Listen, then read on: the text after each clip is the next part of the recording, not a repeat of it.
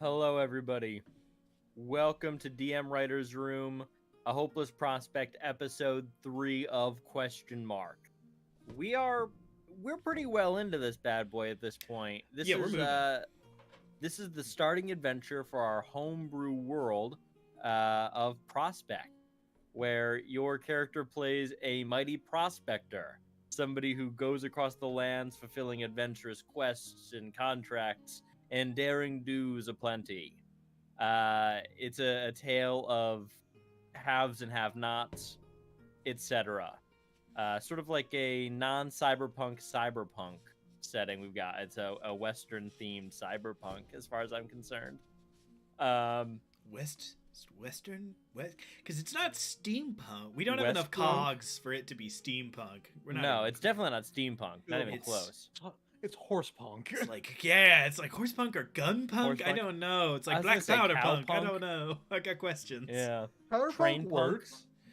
I will try to, as quick as possible, summarize what we have done so far for our millions of faithful listeners.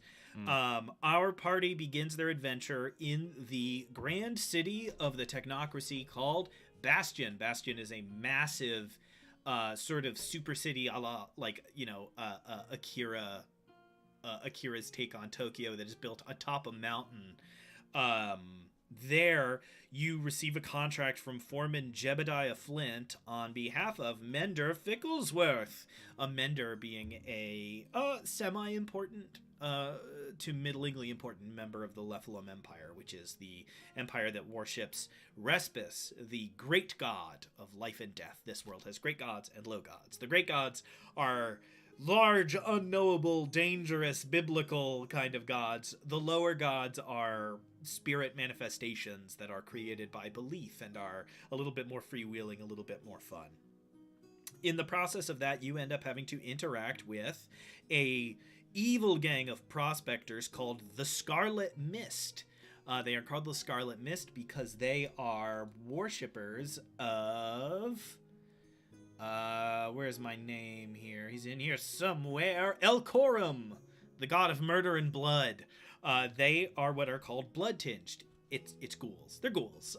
Basically, they are trying very hard to become vampires and hoping that if they do enough horrible stuff, Elcorum will bless them with vampiracy. In that effort, they have stolen the Tome of Baliar, the tome that we have been tasked with delivering to Mender Ficklesworth. Michael. I was going to say what they are is edgy and emo. Yeah, yes, this gang is. On purpose, they are supposed to be sort of Lost Boys 80s style, like Raven Darkness over here. Yeah. You break into their hideout, have to deal with their unique weapon, because every D&D bad guy needs a unique weapon, the Blood Fury Grenade, which seems very fun. We have no idea what that does, but we know it does something. You are pushing through. You eventually discover that they aren't even really members of the Blood Mist. They are just hoping that by doing enough jobs and saying that they are, eventually their many rejected acceptance letters will turn into acceptance letters. Eventually you get inside, find your way into a horrible corpse room, go through a big fun vat room, kill some zombies, and then kill Rev, the cool as bones leader. Upon killing Rev, you will secure the book, and that is when our party of level 1 impressionable little fellas will level up to level 2. How exciting. At level 2, they will get onto the train at the Bastion stop. Their tickets will have been paid for in advance. Normally they are about 100 gold a pop, which puts them well outside of affordability for your average Tom, Dick, and Sally. Upon arriving at the train, they will be greeted by a young man by the name of Ulysses Jacobs. For those of you, as I'm sure, again, thousands of people who listen to every episode without skipping a beat, Ulysses Jacobs is the trainee speaker of the rails.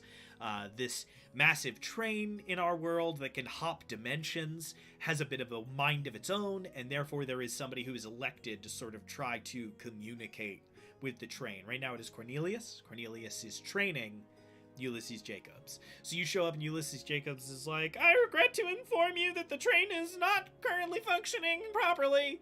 And you're like, shit, our stop is in 2 hours. we need to solve whatever problem Ulysses Jacobs has in the next 2 hours. It's the classic conundrum. One of the hive mind robots has gone rogue and kidnapped Cornelius and disrupted the big crystal. We just have big crystal with no other notes that powers the doors that let you go between train cars. You need to surreptitiously find your way to big crystal room, fix the big crystal so that you can then go find Cornelius and free him from his captivity. For the sake of why that is in our entry adventure, you need to meet important people. Like, we need to set the stakes and we need to introduce you to characters that matter relatively quickly. This is just one of the ways that this adventure tries to do that, to at least set up somebody important. Because while Cornelius and Jacob are important to us because we like them, they are in fact the like middle managers on the train. There are people more important than them, obviously. Langston McCree is the actual conductor of the train who nobody meets. His high-level robots, which are, if memory serves, the Alpha through Omega units, I think is what we originally had them down as, are the more powerful people. Instead, you're sort of dealing with these very socially important, but maybe not, dangerous figures on the train. So I don't want to spend too much time circling back on this until we get an idea of what the rest of this adventure looks like. So our level 2 party saves Cornelius from a robot and blows up a crystal, or saves the crystal.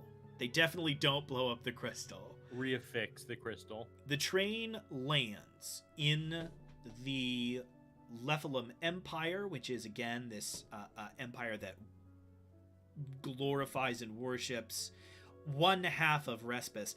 Importantly, they don't even believe that Respis is also the god of death. They think that's another god. They are totally up their own butts about it at this point. I do have one important question. We have 3 cities to choose from. Does the train drop us off in Lephalum, the capital of the Lephalum Empire? Does it drop us off in Seraphael, the sort of religious heart of the empire? I'm imagining, we don't have super specifically why. I'm just imagining there's like a big cathedral or an artifact, like a magical rock, that kind of stuff. Maybe the bones of a saint, right, are somewhere. That's sort of the classic. Or are we in Kyridian, the our sort of history and knowledge center that has the great library of the empire in it?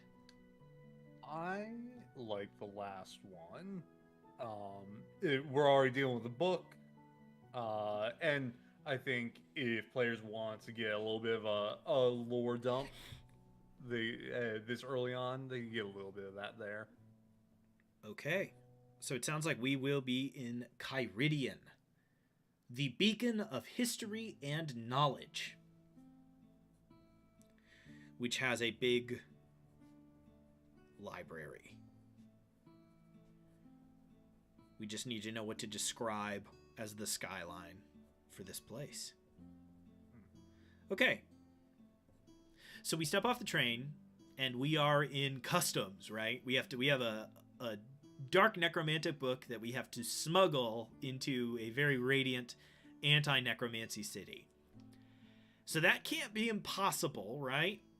But it can't be easy, because this is a crazy fascist theocracy. So, what energy are we trying to get from customs? Like, do we want to evoke the universal experience of trying to get through check-in at an airport? Are we trying to go for a more, like, less intense but thorough, like, theme park thing? Is it walking through, I'm imagining the like sci-fi sequence where a bunch of people walk through a big wide set of gates and then like a thing goes off and somebody's highlighted in red by a drone, like, and it's like, what is the, because like, it can be mechanical, which means each individual person is being checked, or it can be sort of magical where these like powerful clerical spells are going off and detecting things. I mean, go for what you were going. Here's my thought. We've already set up that this Necronomicon-ass book is essentially cursing the person who touches it. They get like one of the... Yeah, we have a list of effects. flaws from using it. They get affected. I think that this is a good opportunity to force a transfer of the book. So it's priests are there doing magical checks to see if anybody is being affected by necromantic magic. So they're laying out detect magic spells. The person who's holding the book will light up like a Christmas tree. So you, as the DM, say to the party, they spot you and they start gesturing towards you. You have a few moments to make haste, like break away, hand the book off to somebody else while they take you, something like that. So the book is changed hands, or the party has to run, get into combat, whatever. But I do think it's like, hey, that dude's lit up with necromantic magic because he's holding the book. So I guess my question is maneuvering, is this just one really quick encounter because it might burn a spell slot, and so it's just a good stealth check will get it done, right? If you roll a high enough stealth check, you'll walk between two other people, it'll go off, the red light will go off, but you will have already slipped away. As you turn around, you watch those two people get slammed into the ground by knights in plate armor, and you are already gone. Is it that light of a thing where it's like literally get past? I'm imagining like stone plinths about 10 feet off the ground with clerics atop them channeling these spells, and you are walking between them. That will make it brief, which isn't a bad thing. It just means this is meant to just be a quick, like, let's set what it's like to live in this empire and let you move on. I'm cool with it being quick. If to flavor it just a little bit different, because this is a strict place. I instead of like a knight or like the knights or clerics or paladins just slam it down, what do we think of like just two smites going off and just no questions, it's done? Oof. It kind of sets the tone. I know, it just puts PC death. A level 2 character who gets smited and you roll 2 8s is dead. Is my only issue. Is that punch is a little hard. Is there a lesser spell maybe then?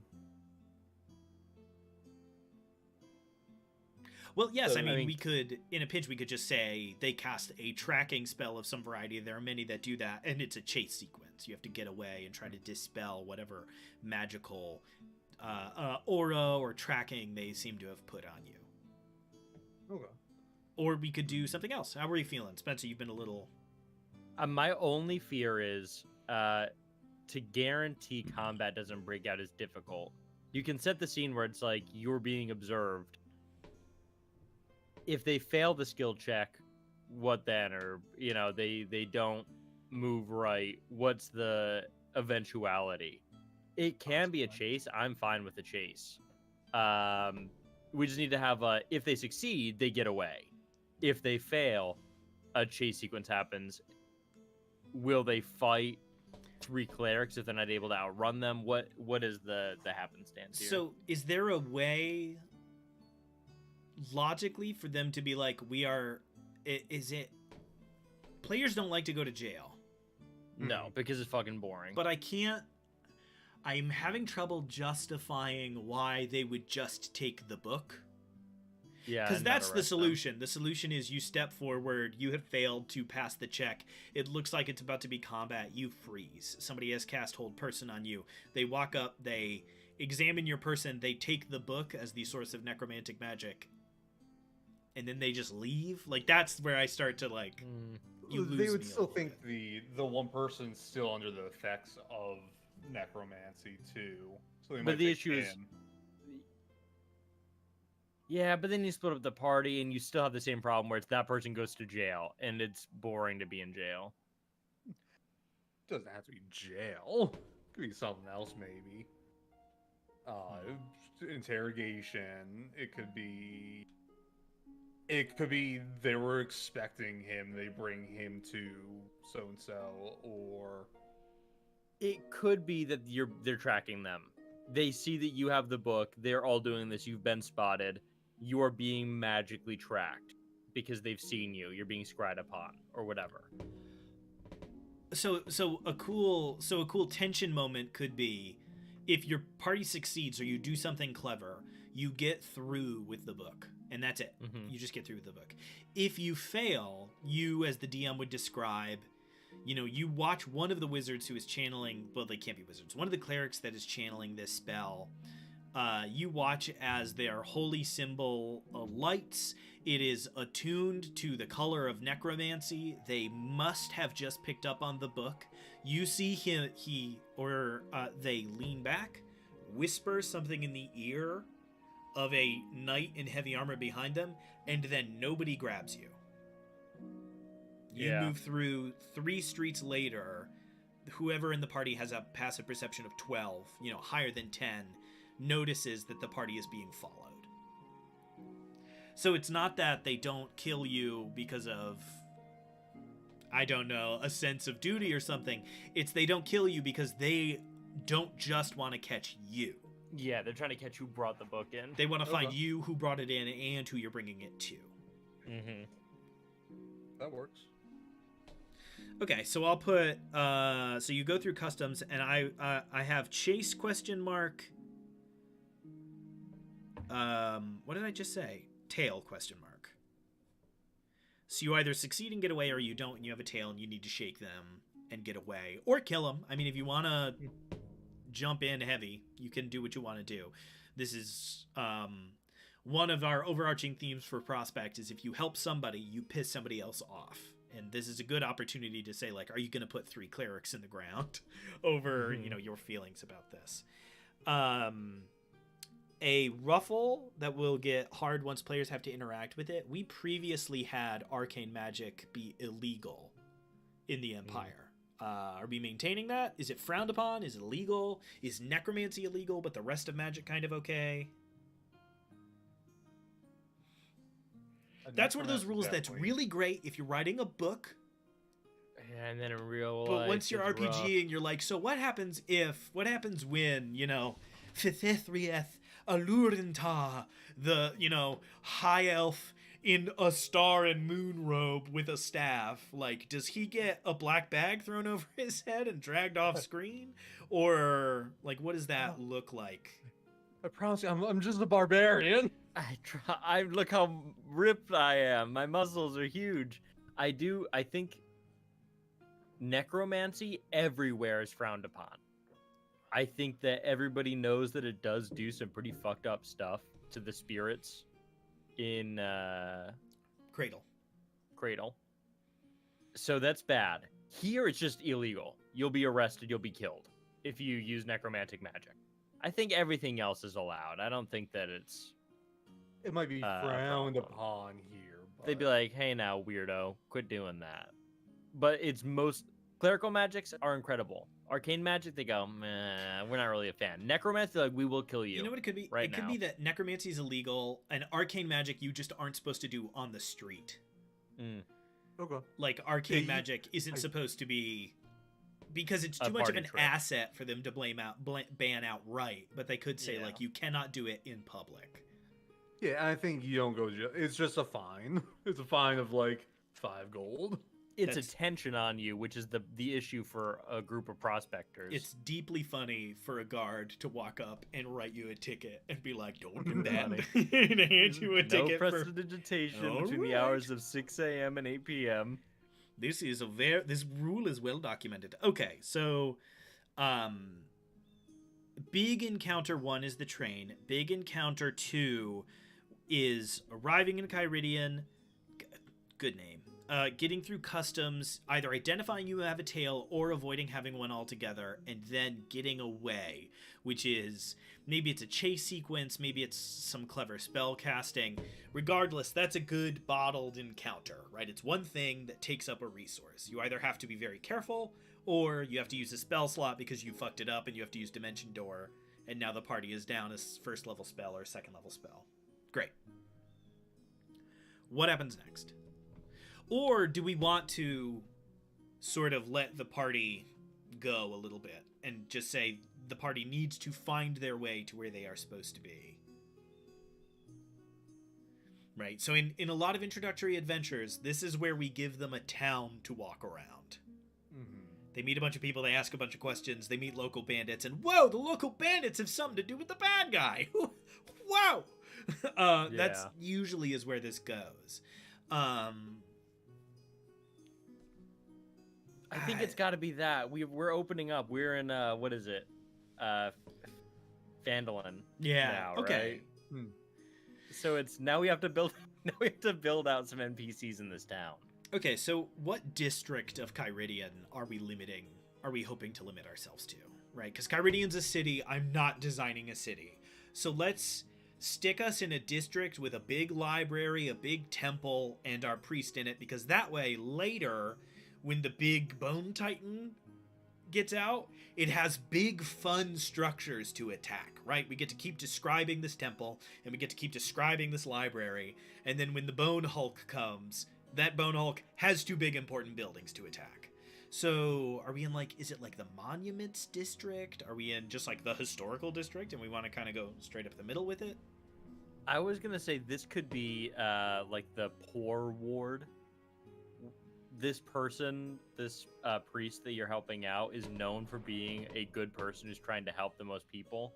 He would be positioned in this area to do the most good. And it also gives you the opportunity to be like, oh my god, all these people are having terrible problems that we need to help them with. This dire rat infestation and the rickets is bad. Or whatever. I think another cool area for this zone could be the Park of Remembrance. Just a bunch, because it's knowledge central. It could have all these statues of people that died in the old war or stuff like that. I think Michael's hitting something that I really like. So now this is where has become a sort of refugee camp from those areas of the Empire where war has broken out. But before that, this was a different thing. I like the Garden of Remembrance kind of vibe. Are they remembering are they remembering the Cataclysm, or are they remembering some other big fuck up? I was thinking remembering the War of Life and Death. Ooh, so throwing it way back. Okay. So, okay, yeah, you are in the Garden of Remembrance is the name of this district. It was once an incredibly large sort of public park dedicated to the heroes of... should we name this war really quick? What's the name of the Death Domain? Their kingdom? Did we write that? We have them down as the Death Woken. We could the Eternal War, because life and death, all eternity. I have them as the Death Woken Empire, but that doesn't make sense because they were explicitly not an empire. They lived in a single isolated structure. One. They lived in 2 isolated cities in the desert. So they were not empirical. I guess they would be the Death Woken regime or something. That's certainly what these guys would call them. They want them to sound evil as shit. I'm trying to think of a fun name for conscious, awakened, something with that. Because this was when the Nephilim Empire literally gathered all of the others and basically made their case for A, why necromancy is so dangerous in this world, which it actually is. B, why they all needed to collaborate.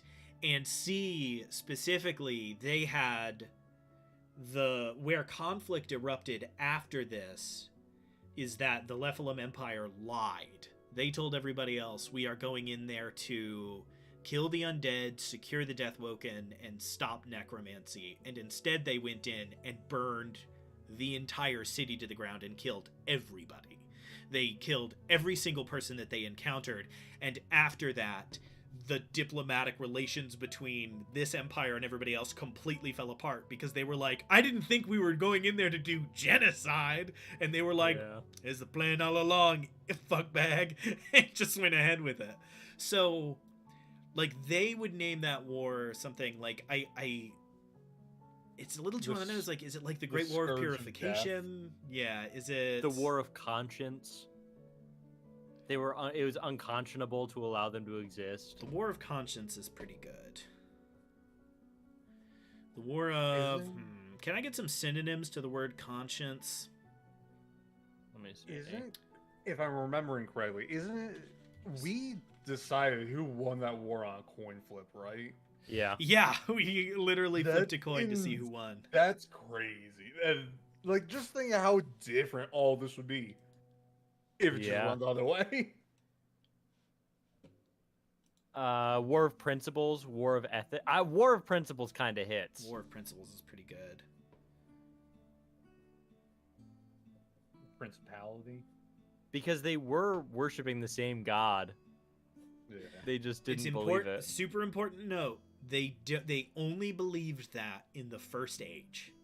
Yeah. From the second age onward, the thing that made the Civil War start between the then Life-Woken and Death-Woken empires was that they disagreed about the nature of their god. The Death-Woken were like, it is a god of life and death, and the Life-Woken had come to believe that it was only a god of life, and that is when the split happened. Okay, so it is the Garden of Remembrance, and it is Heroes of the War of Principles, and we'll say at the end of the War of it's called that because at the end of the war, the decrees were set down. Necromancy is illegal and is punishable by death. All arcane magic is heresy and should be frowned upon. Like, this is when these rules are set for the Empire, and when they, and from then on, we sought to spread these principles to the rest of the world, aka diplomatic relations broke down afterward, and now we're at war with everybody. But the Garden of Remembrance for the Heroes of the War of Principles has ironically now become a sort of a refugee village or poor district. Probably a combination of the two. They tend to, The same interlink. thing. When you have that much of your population that is either suddenly unhoused or dealing with being part of a crazy regime, that is going to happen. So the party is navigating this place, trying to find how do I keep Mender Ficklesworth? We can't. Because can't. they told, like, when you got the job, it was Mender Ficklesworth will be in this building. It could be his home. It could be somewhere he was set up. But when we get there, there has to be a reason for him to have not been there when you show up. So then it's figure out where he is. Why is he not where he said he would be for us to deliver this? Is Mender already coming up on charges of heresy? And that's why he fled? It makes the most sense for And something like that. Also, that's why they didn't attack you. They tracked you. Yeah. They're looking for evidence that Mender Ficklesworth is on the take. Because we had him positioned in the crypts. So after you did all this, you found him down below. I'm a little worried it's too creepy for a party to then hand him a necromantic book, but... Yeah, but it doesn't take too much of a shift. All we need to do is push him into an abandoned church instead. Yeah. Right? It still gives us a bunch of dead bodies nearby, but it's not as creepy as the catacombs beneath the city. It's a little gentler. True. So they arrive, they get through customs. What a pain in the ass. They go to Mender Ficklesworth's house to find it locked down. We don't even need to have guards there. There is just like an edict nailed to his front door that is like all those believed to be under the blah blah blah blah blah blah blah the heresy of necromancy will not be permitted in city walls. Information on Mender's Ficklesworth should be turned into I don't know, we can name him whatever we want. We can be High Arbiter, whatever. It can be High Digitus, whatever. We can just stick a name on that guy. The party then needs to dedicate the next XYZ amount of time to finding this dude. Yeah. And how then does it's that like, require them to talk to, meet, and do stuff for like 6 people? I think in the building, there could be somebody inside cleaning up after what happened that they can get a clue from, or there could be a journal, whatever. And they say he'd spent a lot of time here. If you're looking for more about him, go to this location. You go to that location, this person's like, oh, this happened, I need help. Sure. Oh, He was helping us with this. sorry, stream. I moved the wrong window. We all just went, "Whoa," and then went black and then moved back. That's my bad. Sorry about that. So yeah, somebody in here or his journal you can find notes saying like, I've been dealing with this issue with this person. So now you have a location to go to talk to another person who actually knew him, and then say like, is he a heretic? What's going on? Like, no, he's the greatest man I've ever known. He would never do anything like that. It must be a problem. Exactly. And they're like, but he was in the middle of helping us purify the stream so we could all not dehydrate to death. So now you have to deal with purifying the stream. There's probably some like Fey spirit there that's fucking it up. I don't know, something evil. Yeah, so our level 1 to level 2 journey is like 300 experience. That's fine. That's like one encounter day. Quick. So this, we're trying to do like 2 or 3 encounter days.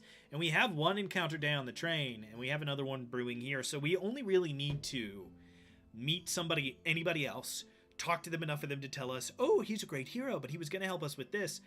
I want to help my friend. I need your help with this to know that we will be safe, because it sounds like Mender Ficklesworth's on his way out either way.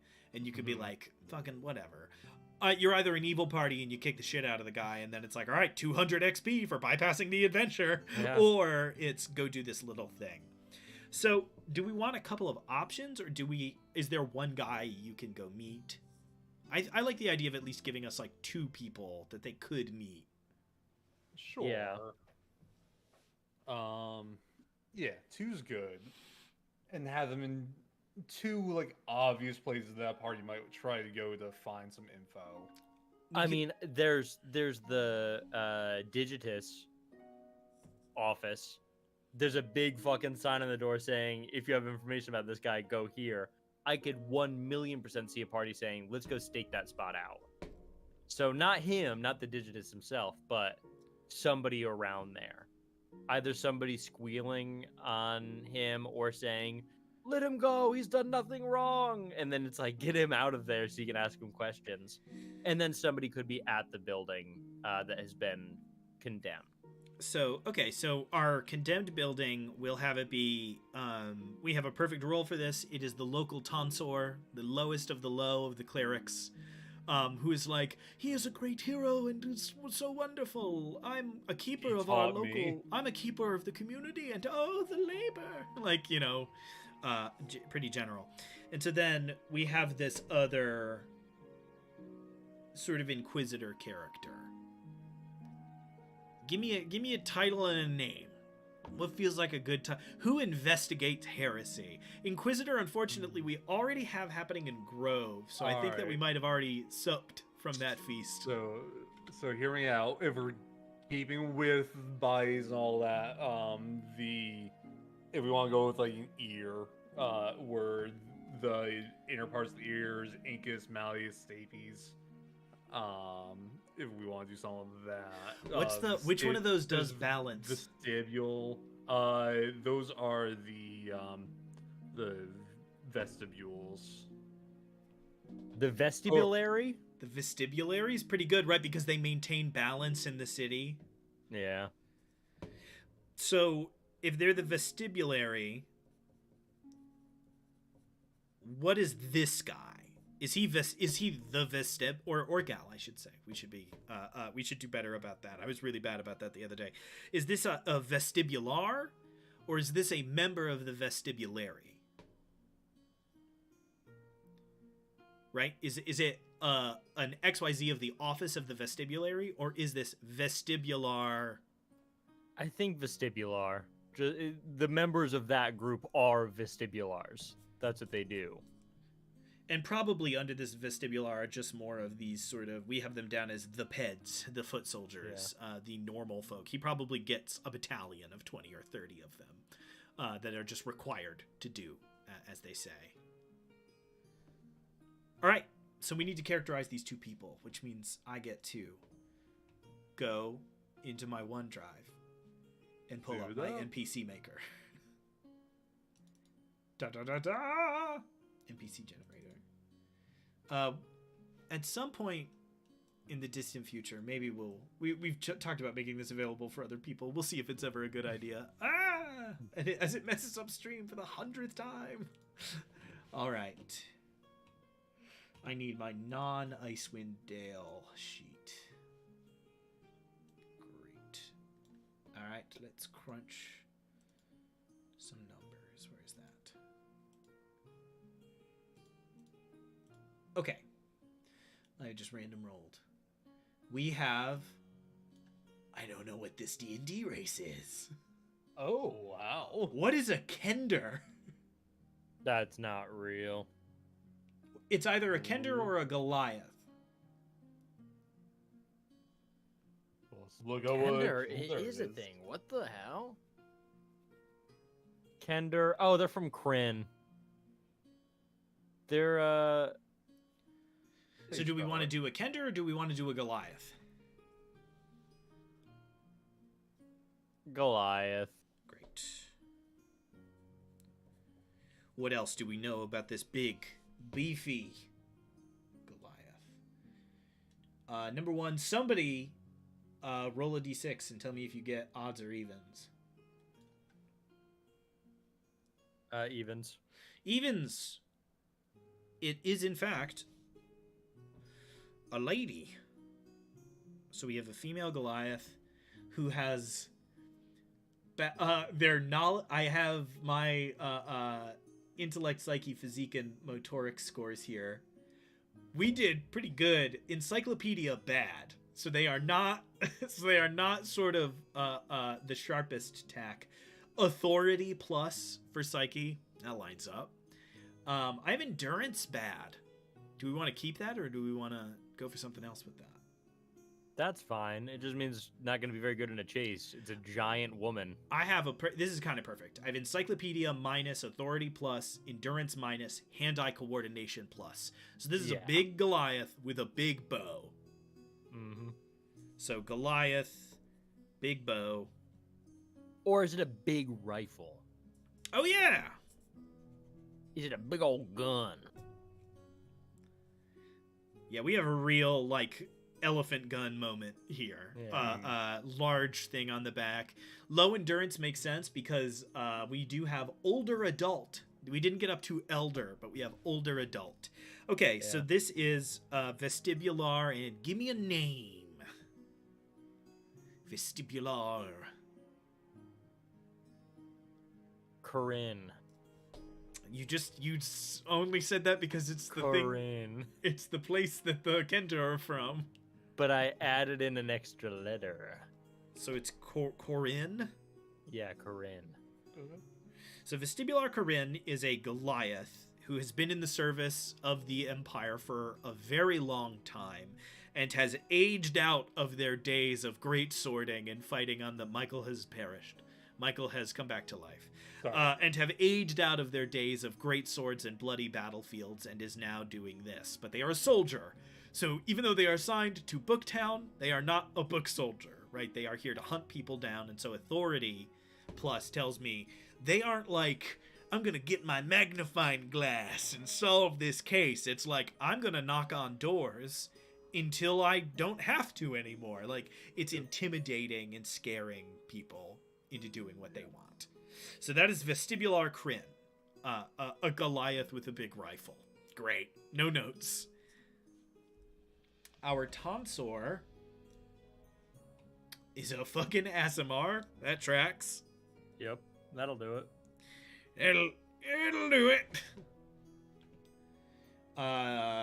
Elder. That makes sense. So they are the oldest possible stat for us. Nice. Anything other notable kicking around on here? Yeah, no, this just makes sense.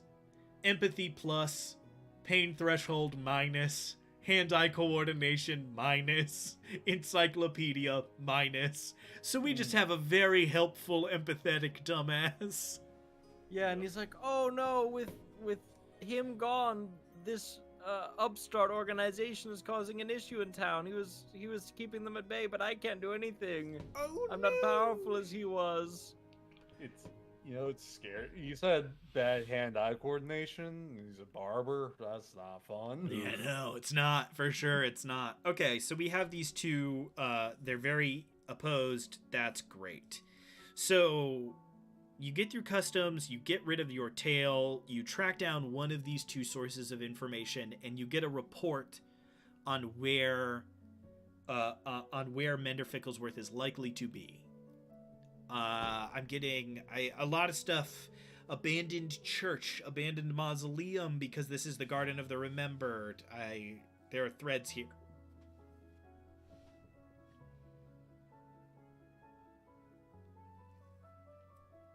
I'm trying. There could be something cool, something like the underground of the Gardens of Remembrance. It's not quite crypt, but it's close. It's like the sewer system, the aqueducts, whatever you want to call it. Is that what we want to go with? We want to go with sewer hideout? I think that it's good to introduce them to the criminal underbelly pretty early on here. All right, so we swing down to the sort of sewers. Okay, if we want to introduce them to the criminal underbelly, though, let's stick to it. So we connect to the sewers, and we discover that, let's noodle in this. Okay, Mender Ficklesworth has been feeding the orphans of the city for decades and decades, so there are a lot of people within the Thieves Guild that, even though they've turned to a life of crime, still feel like they owe Mender Ficklesworth. So what is the name of the Thieves Guild in Kyridian? They're the Shadow of Respis. They're the Unseen. They're the Mole Men. They're command. It's gotta be something here. They're the crocodiles because they live in the sewers, like that joke about New York City. What's a good thing that, like, a bad thing that happens to the body? Like, a different word for, like, disease or I mean, my first thought was decomposition, but they can't be the decompositions. No, but like they could be decomp. They could be, you know, there are things in there that work. They could be. So I'm thinking decomposition. I'm thinking bloat. I'm thinking. We know that something that's not going to work well. We know that the Lephalum Empire does some amount of like mummification because we talked a fair amount about like reliquaries and other like body parts in glass. the kind of embalmers. Is there a word for like the body being out of sorts? I know there's one, and I can't think of the word. Like discombobulated? We're the discombobulators, baby. The discombobulatory. What's up? I mean, It sounded like an old biplane flew by outside my window. It was the dumbest noise. It was like, like, what the hell? All right, let me search up discombobulate synonyms. Michael, go ahead. Idiopathics. There's something wrong, but you don't know why. That also falls into like malaise. Befuddle, bewilder, confound, disconcert, fluster, addle, baffle, disturb, frustrate, fuddle, muddle, perplex, puzzle, ruffle, throw, upset. Are any of those moving in the right? I don't think so. Those were so many were so goofy. All right, let me see where does addle take me? Oh yeah, Addle's a fun one. Addle took me to discombobulate. Damn, I'm gonna go to decay. Decay is almost certainly a better choice. So this is what we mean when we say we're trying to like take some of the mystery out of creating for Dungeons and Dragons is, guys, sometimes this is what you're up to. I've got Blight. Blight's pretty good. I've got Blight. I've got Rot. I've got Gangrene. I've got Ruin. Senescence? Senescence isn't bad. But let me see, where does Blight take me? Oh, the Canker.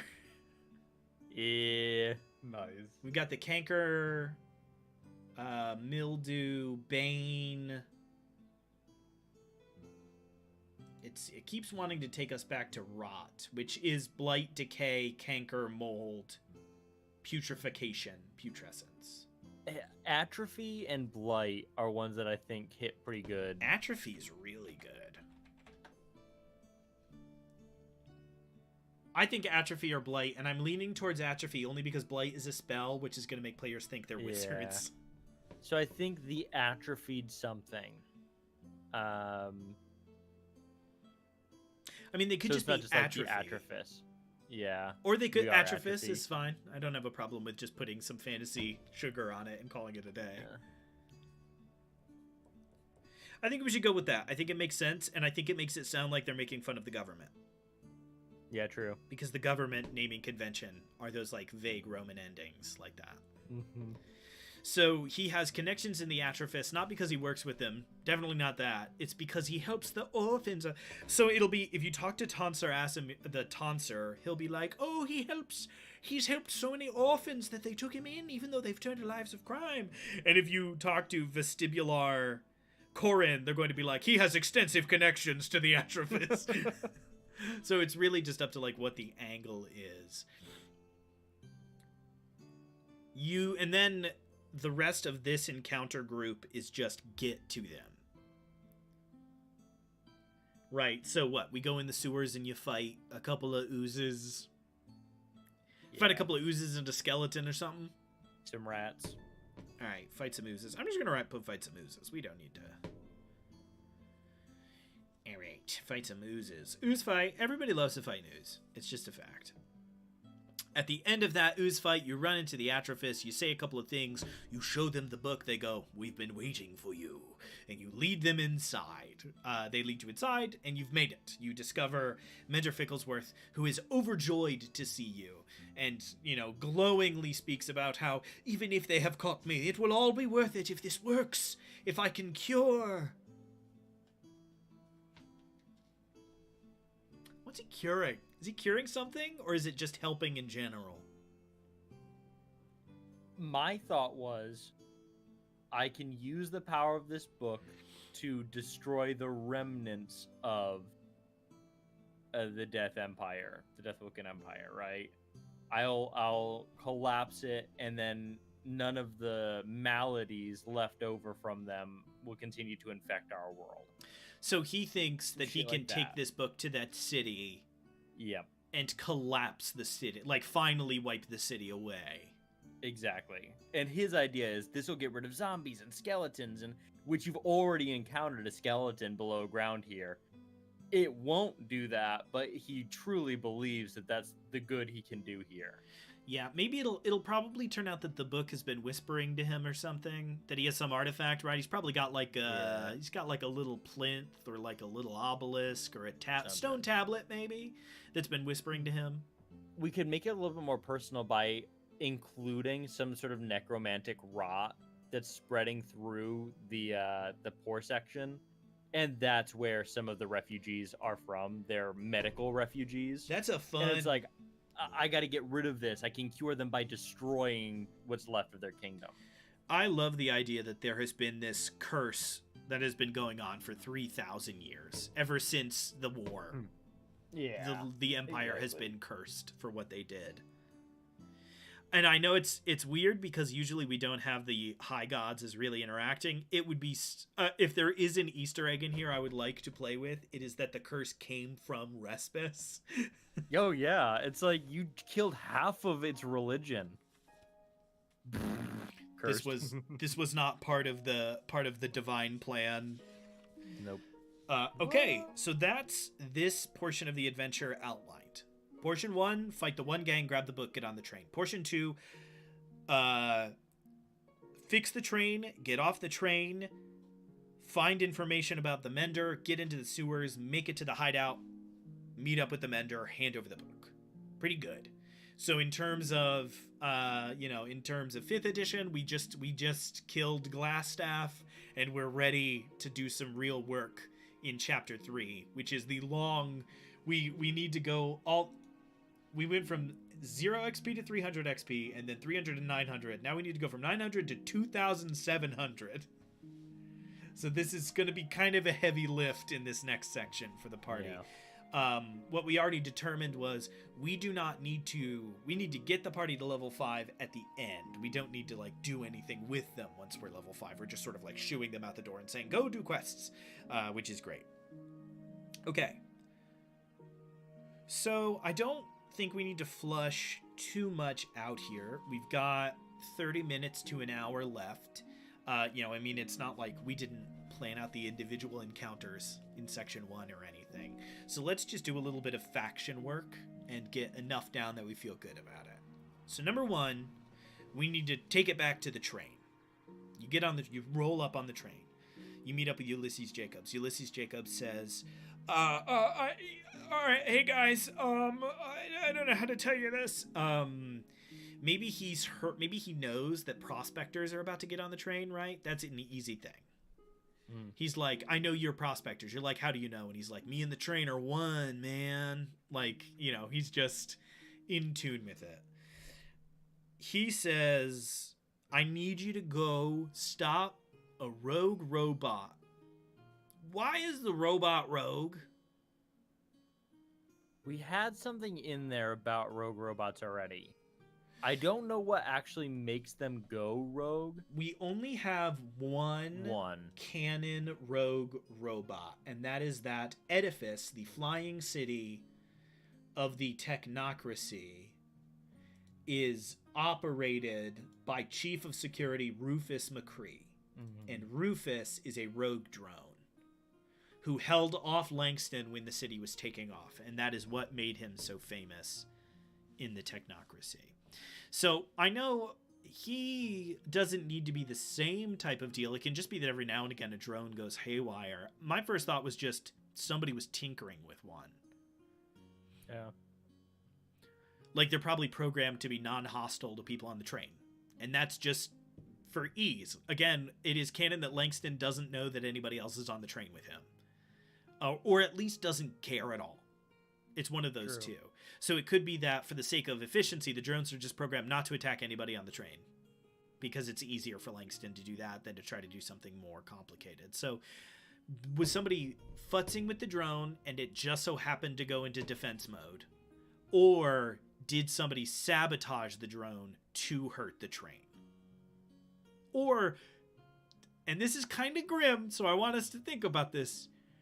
Do the hive robots gain independence every now and again and try to become free? Blade Runner style? Yeah, Blade Runner style, and that's what Rufus is? I like the idea of hinting at a bigger group that has freed one of the robots for some purpose. That gives us something else to work with later on with the larger exploratory section is who did this to this robot and to what end. So we could hint at this group did it or they used this to do it. And then when you get to the big city, it's like, okay, let's get some more information about it. That way you have something to chew on. Okay, so do we want to introduce new bad guys or were the Guardians trying to derail the train? I think the Guardians were probably trying to derail the train. I think that's the easy choice. Also, I'm going to have to take a quick 3 to use the bathroom. Oh, let's just... that's perfect time. So we know it'll be the Guardians. We'll work on that. We're going to take a 5. I'm going to switch over to starting soon. We'll be back at 7:36.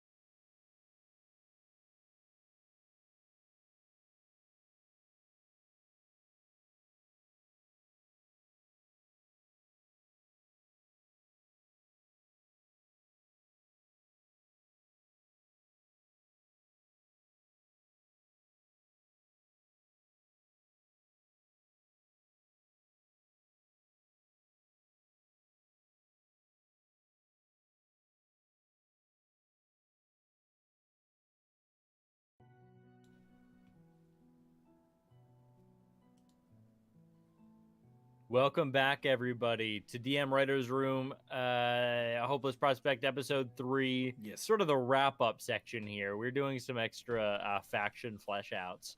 That's about it. So, Ethan just got some pretty incredible news in the form of a 400-page PDF he's been waiting on.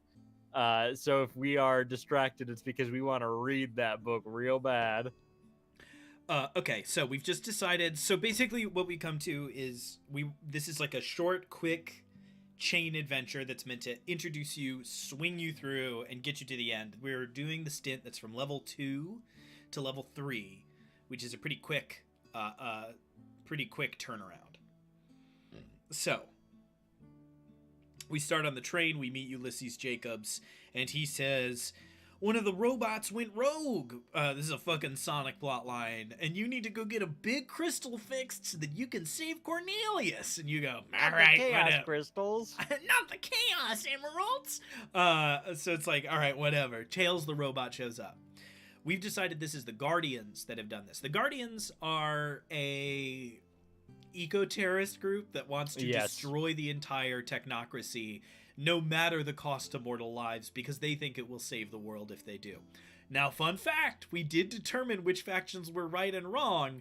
They are correct. If they successfully destroy the technocracy, they will save the world. It'll just cost a couple of million lives on the way. Which means we get to meet the agents of the Guardians, which are called Revenants. So we meet, at least briefly, one of these agents, a Revenant. These are plane-hopping assassins that work for the Guardians, which is this ageless group that lives in Cradle where time does not pass. They are, I guess we didn't do it on purpose, but they're sort of tangentially flavored by who are the bugs with the 4 arms that live in the Astral Sea? The Gith. Yeah. Sort of related to the Githyanki, if you they fill a similar role in our world. So one of these Revenants hopped in and programmed this thing to just start destroying, and it started with a really effective target. It went after the way that you get from train car to train car, leaving even powerful figures like Noir, the detective of the rails, stranded, right? That's why Noir isn't solving this problem, and that's why a bunch of level, 2 fuck-ups it's, hey, we are in the right car for you to go solve this problem. We had to redirect you here. Sorry. But somebody's got to do it, and it's got to be you.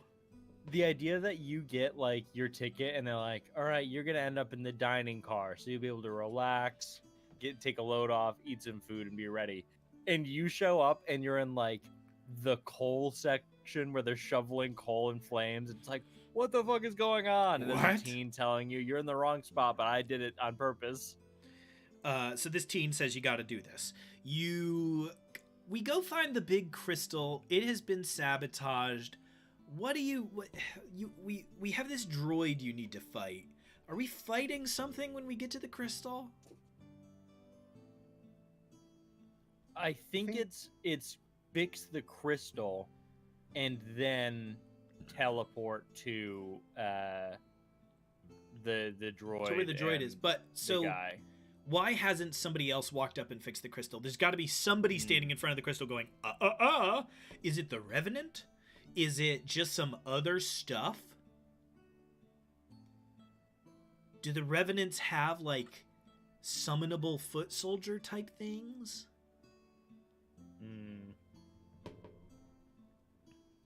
What? Okay, I gotta pull up what is, like, a thing that a group of level 2s can actually fight, because we're talking pretty low level at this point. Yeah, just pull up any of the logical PDFs with monster options for the party to fight. Something like a 400-page... Something like a 400-page thing I've never even looked at a single page of before. No, okay.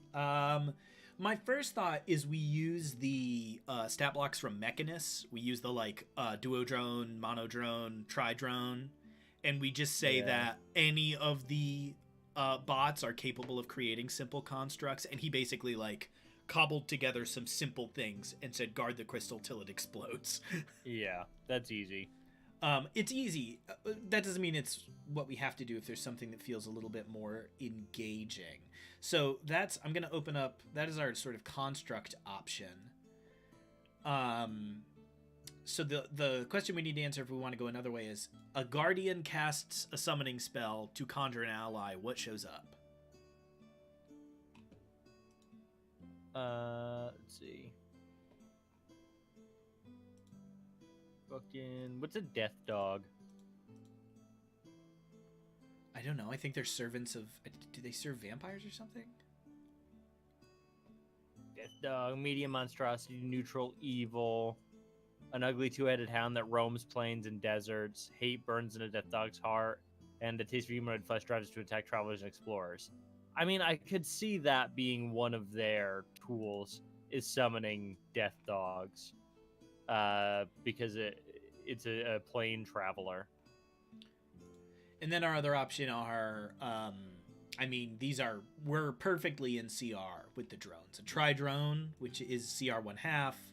A duo drone is CR 1/4, and a mono drone is CR 1/8. This is like right up that like bandit alleyway. So you show up and there is like a swarm of these creatures skittering all over the crystal, skittering across the ground. Some of them seem like they are trying to drag scrap parts together to assemble a larger creature. You can interfere with that.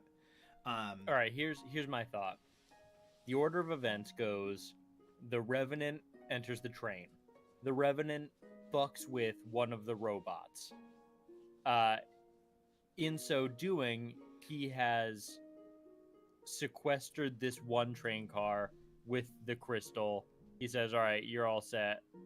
He then would summon death dogs or what have you to control here, while the Revenant goes to get the other guy. The Revenant leaves, and the droid, the robot, goes to get the speaker of the train. So he leaves this train car occupied with death dog and 2 spirits or whatever, and he leaves too. Okay, so let me hop over. I'm going to go to Undead. We're going to sort. I want CR 1A through 2. All right. We got a lot of gross options. We can't do ghouls. We just did ghouls. Damn. And zombies don't make any sense.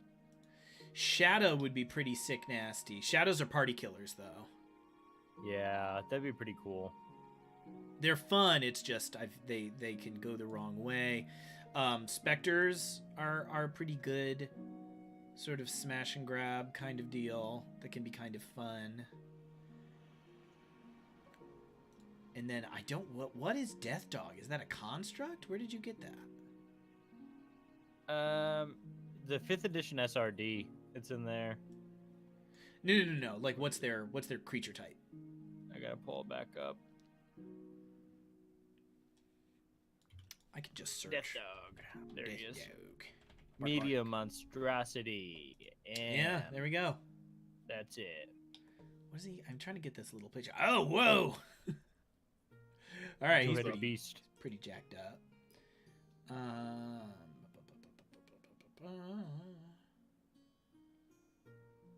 Wow, this is like such a dark thing for the Guardians to employ. I love that. I do have to say, though, I think a shadow makes sense here. I know, but we could totally a Death Dog and 2 shadows that math adds and is a dangerous encounter. Because you've got strength drain from the shadow, who is also stealthing in this like dark train car, and the Death Dog is just putting out a damage. Yeah, a lot. Okay, I like it. I think we should stick with it. We got a Death Dog and 2 shadows. And this implies this isn't something of the train. It wasn't a rogue AI. It's something has messed with this area. Which poses the very fun question of what freed Rufus McCree? Like, what did that? that he just screwed off like that. Okay, so you fight this death dog in these two shadows. You restabilize the fucking Chaos Emerald. The train cars right themselves, and security starts getting moving. But enough stuff has happened, enough things that have been disconnected that everybody is still relatively busy. Somebody needs to go chase down the guy. This does leave the question of, if teleportation has been restored everywhere, why doesn't somebody powerful on the train just go and save Cornelius?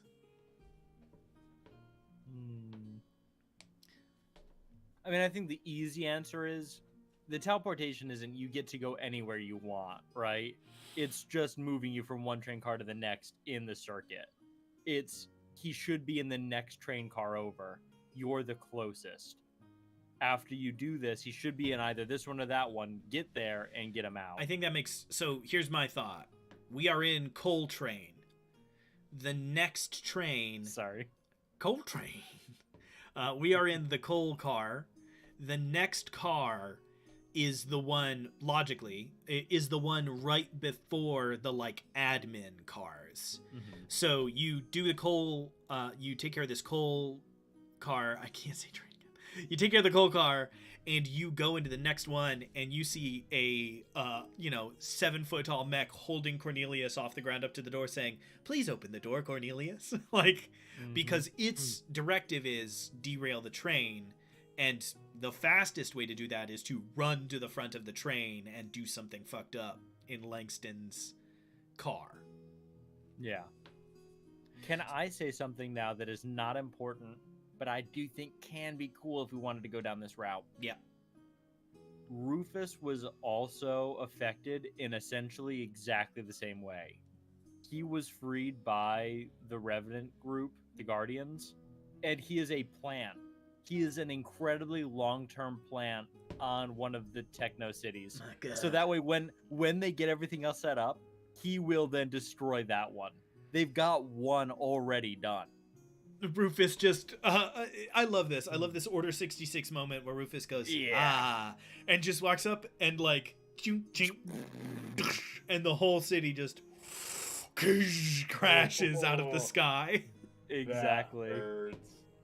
Also, everyone say hello to Valixian. Hello, Valixian. So you kill a death dog, you kill two shadows, you go into the next train car, and you fight a CR2 construct. Right? That's where we gotta land. Yep. Actually, if we want a solo fight, this is bad DGMing, but we can kick it up to CR3. You can bump it up. We can bump it up to CR3. We don't need to worry that much. And this can be a custom stat block. This isn't something we need to reskin. This is a mini boss. Let me see if anything works, and if nothing works, nothing works. It's not a snow golem, that's for sure. Or an animated stove? I mean, I don't know. That could work. I don't think so.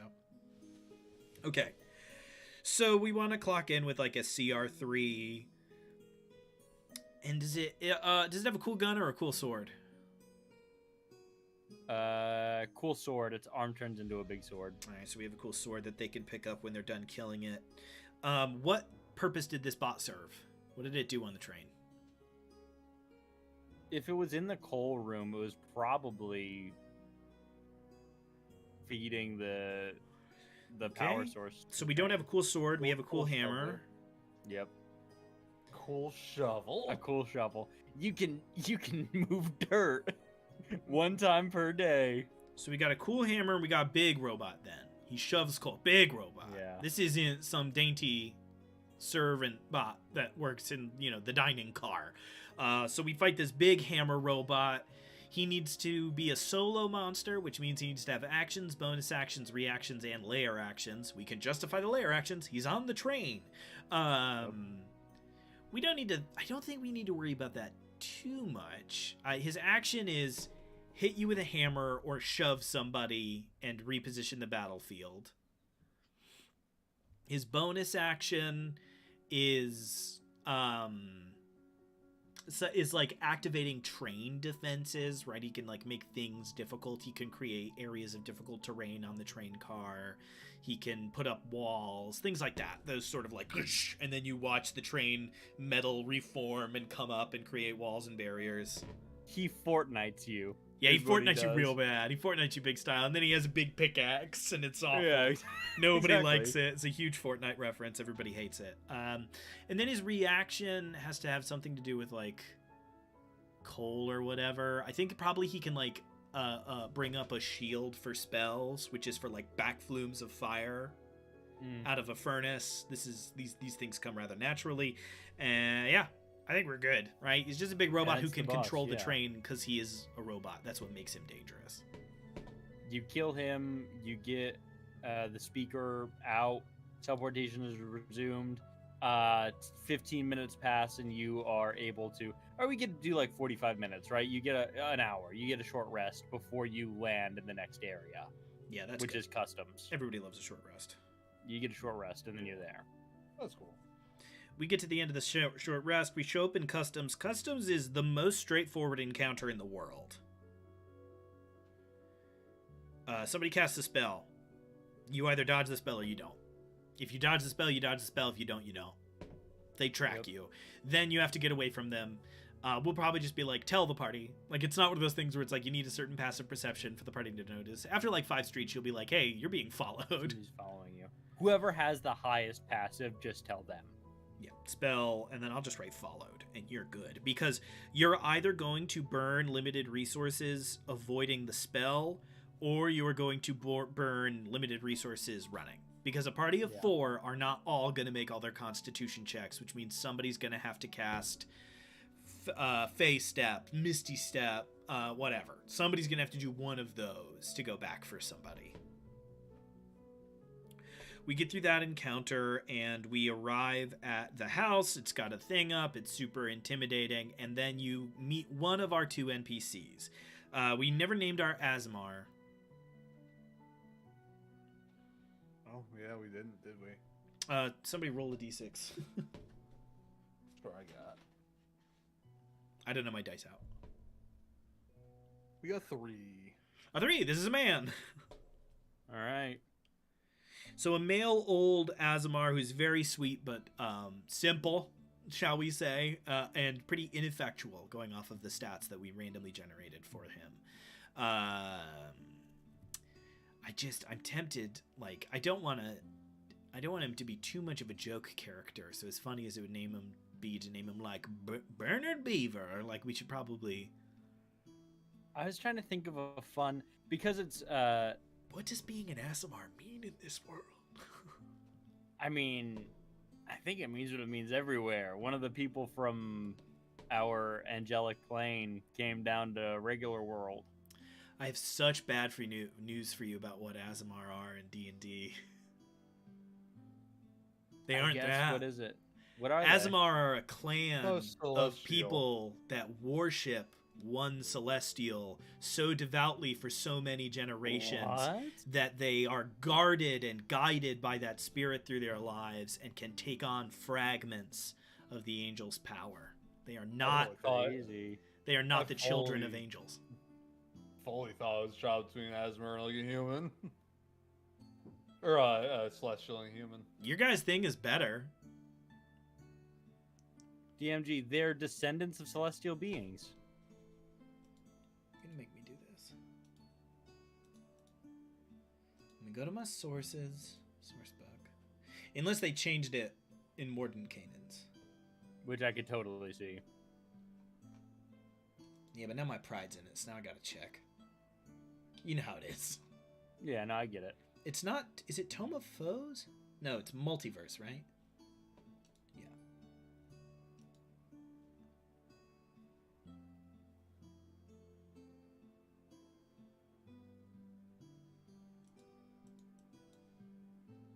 You guys having fun yet? I always am. Oh, I do have to say, alternatively, we say those angels would never do that because that's not how they are. They're not sexual beings in nature. So it would be a blessing from one of those angels upon a devout bloodline. Yes. So an Azamar in Volos was a human with a touch of the power of Mount Celestia, was the child of a human who gained power from Mount Celestia and gained a guardian angel in the process. After they decided to get rid of everything in Volos, which I still Yeah. don't understand. It's so weird. Volos was pretty good. It was a good book. They instead changed to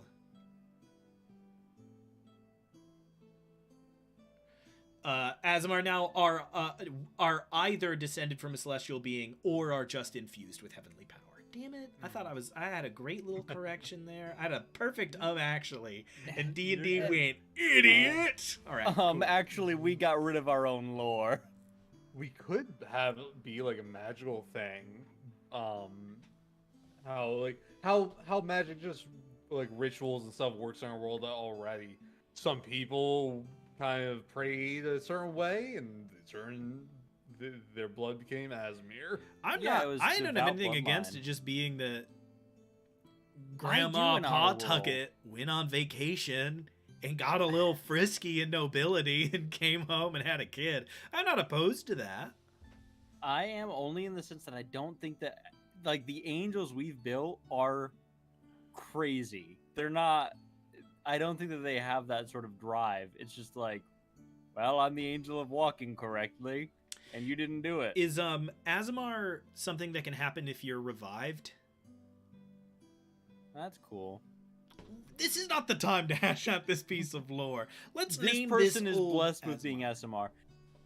His name is gonna be. His name is Golsari. Gold. Thimblebon Sinclair. Nope, that's not it. His name is Ken Roy. Wait, streams got crossed. Logan Roy. No, no. His name was Brian Cox. Wait a minute. We have two kinds of names from the Life Domain so far. We have silly names and serious names. So is his name Bimblebrank Scatterborough, or is his name Cornelius Maximus Tyrannus III? Those are the two options. I feel like we don't have enough silly names here yet. I feel like we have many silly names. No, we've got the king, and we've got this dude, the one who's missing. That's it. We don't have any other silly names here. All right, silly name it is. All right. What's a nobility-tinged silly name? Quaxton. Bronze. You came in so hard with Quaxon.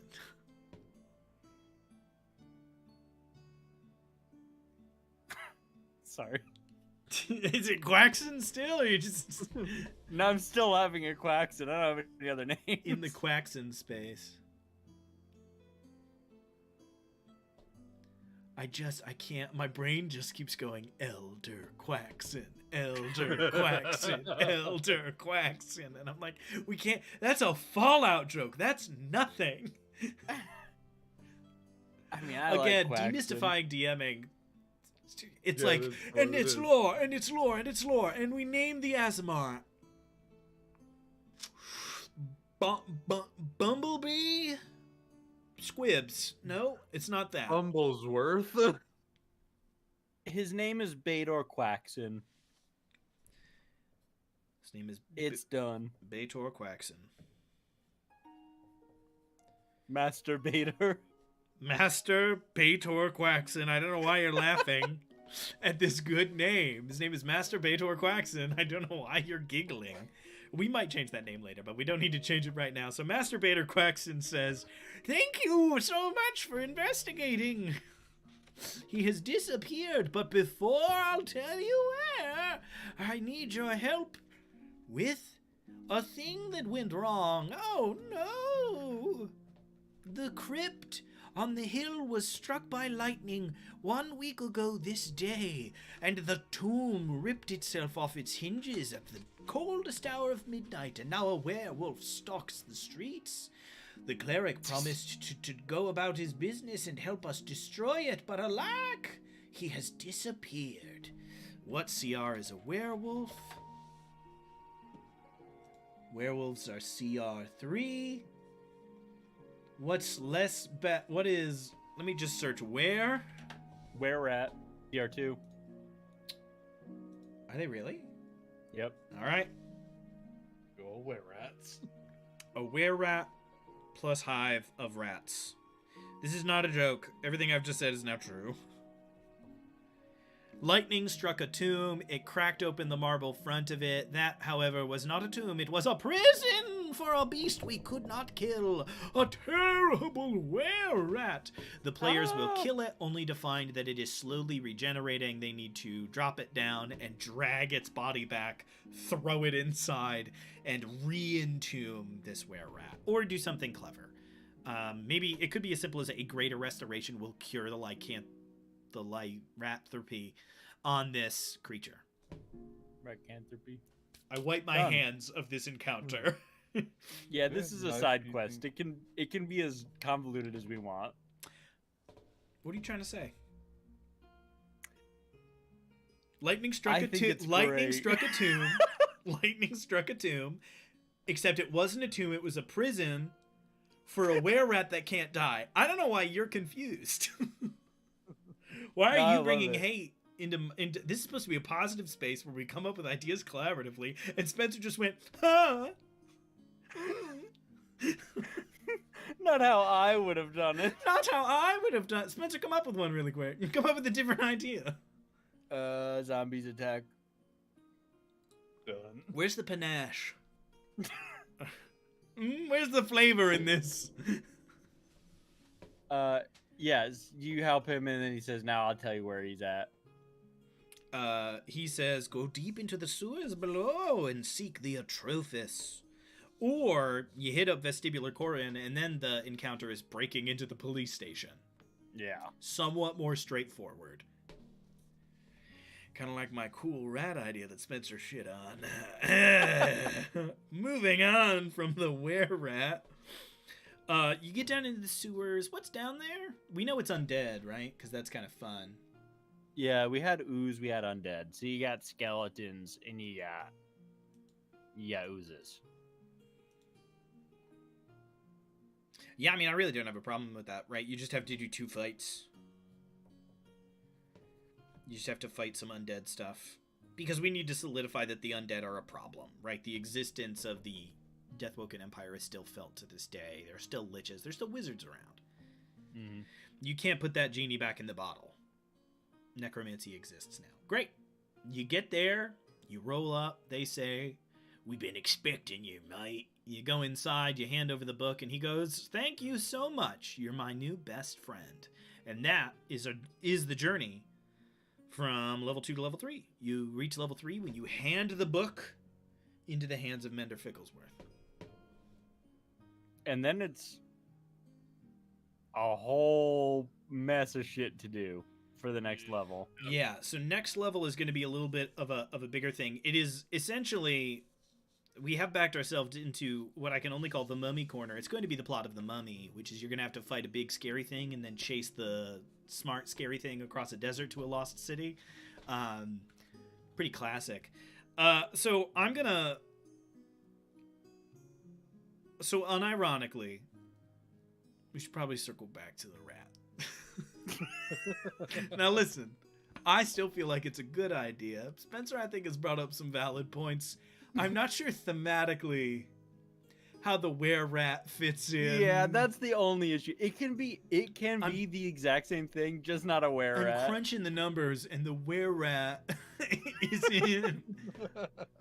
I'm crunching the numbers. It's not. The werewolf also didn't make sense, unfortunately. Neither of those really have much to do with the undead. Not quite. I'm looking though, and I'm not seeing something super I scary. can't stress enough how pissed I'll be if we circle back to were-rat. Like, I guess it's got to be a were-rat. All right, so let's mosey on down from sources down to the tools. No, wait, game rules, monsters. Monsters, let's swing over to the undead, because the undead are kind of the bread and butter of this place.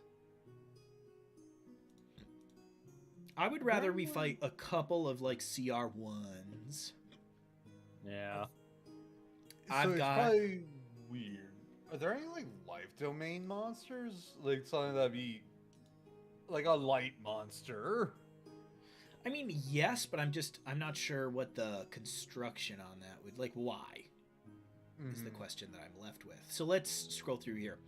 For grossness, we have the boneless. Those are animated flayed corpses. Continuing If we wanted down, there to be a boss monster there, it would be a gibbering mouther. that's pretty good.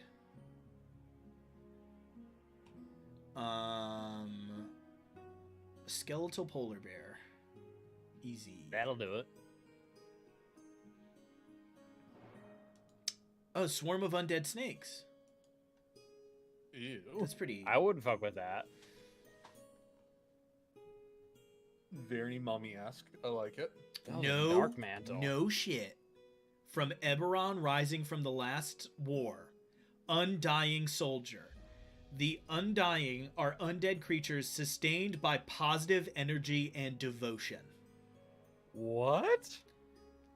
Where strong negative emotions can trap a spirit, or as a ghost or wraith, the undying are spirits who linger because they are cherished, and who in turn seek to protect and guide the people of their community. Oh, and this is in the burial grounds of the Garden of Remembrance. So these are people who died in the War of Principles, Yeah. but they were locked away because they are incredibly dangerous. Damn.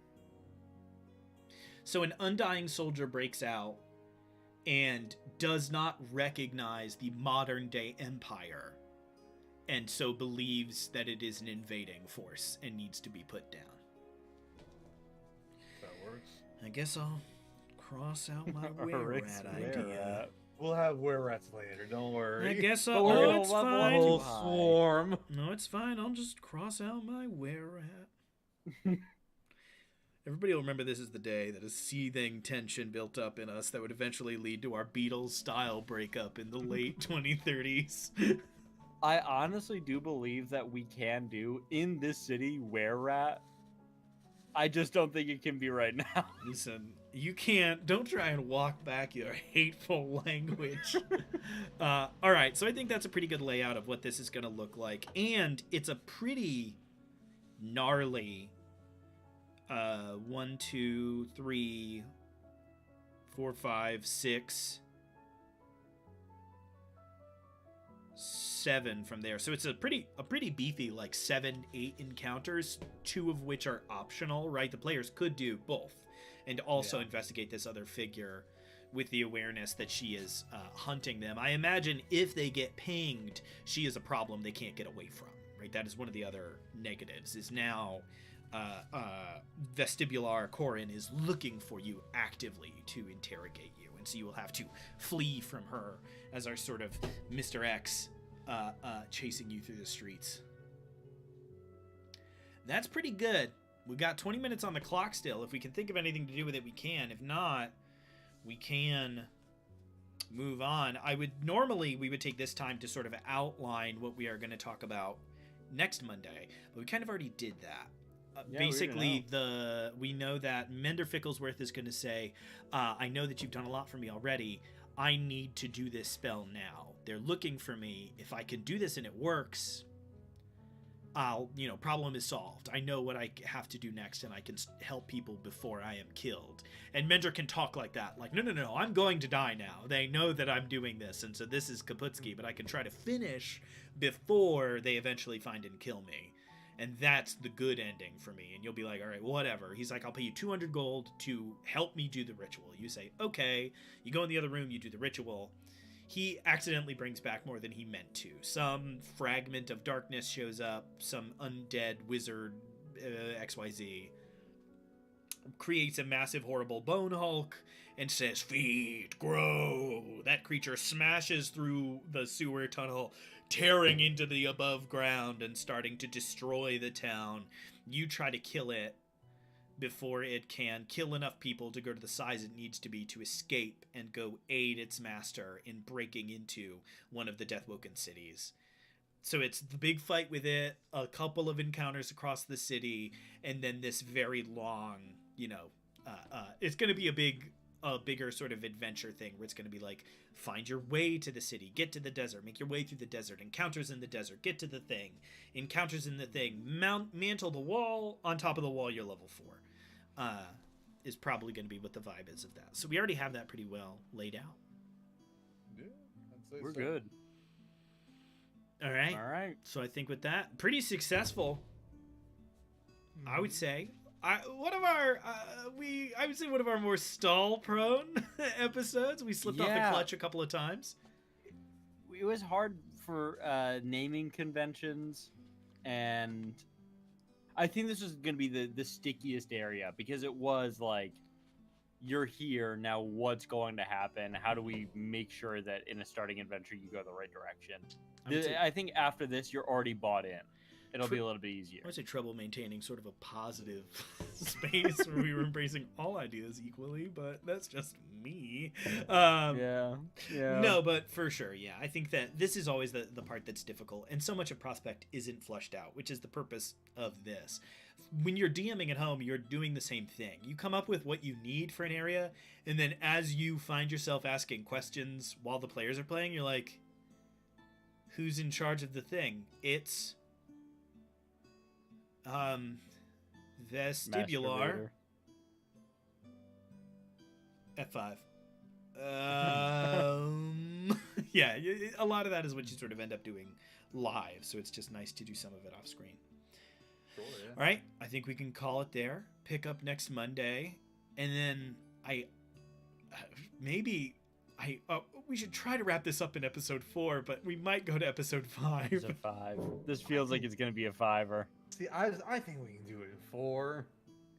If we go just, the issue is we're like on pace for each section being 1 episode, but the following sections have to be way bigger with way more encounters. All right, here's what I'm gonna say. We'll break here with homework. Everybody, just show up with 5 names. That's Okay. it. Just show up with 5 names. 3 serious, 2 joke. And we're gonna be fine. We'll have a nice wide swath to pick from. And we'll do that, and we'll get moving enough that we can, maybe you can meet a couple of other explorers and stuff like that. It's gonna be a great time. We're gonna traipse through the desert. It's gonna be a blast. All right, I think with that, I'm ready to pack up and head for the road. All right. You can catch us on this stream every Monday at 6:30 to 8:30 ESC. It's around that time for our DM Writers Room, where we take the mystery out of DMing and we show you our process from the TTRP Guy company of how we build adventures and we create new items, etc. Besides that, you can catch us on our actual play Theros D&D campaign, The Party Makes Things Worse Theros Edition, every Wednesday at approximately 7 p.m., 8 p.m. if we're feeling a little bit slow on the gun there. We're currently And- hurtling towards a TPK, so it's a great time to Yeah. tune in. Yeah, everybody's exhausted. They've been attacked by a Hydra and a bunch of Leonin. But we're having a good time. So catch us every Wednesday at 7 or 8 p.m. Eastern Standard Time. Check out our website, ttrpguy.com. Follow us on TikTok, on YouTube.